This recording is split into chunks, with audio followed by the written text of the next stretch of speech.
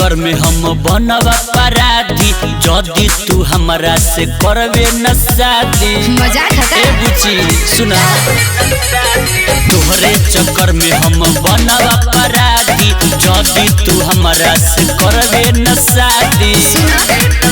दूर कर day life से अपना यार के।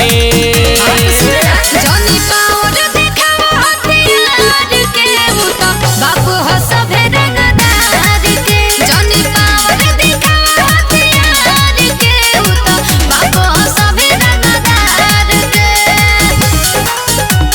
म्यूजिक बाय राज गुप्ता।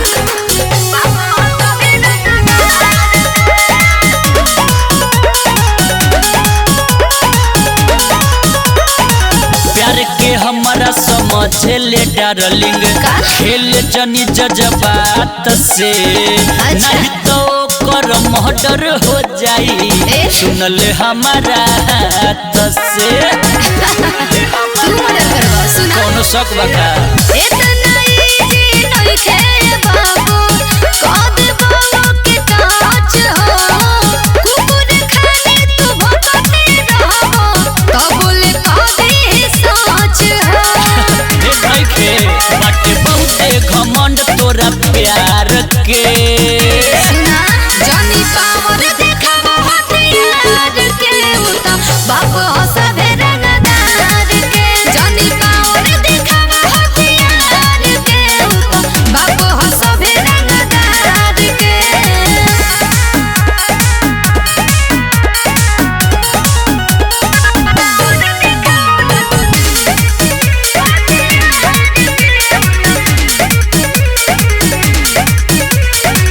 पागल भैनी देखी के तोहर से कसी फिगर रे।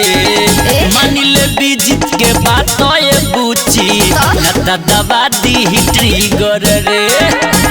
औकात में रह के बात करो। औकात देखत रो ओकरा आगे हवाए बाबू, उ तो एके बीत के। जानत नहीं खाया नहीं तू हमार, माया करो हित के। अच्छा बढ़ा बजनी तू लफरा बेकार के।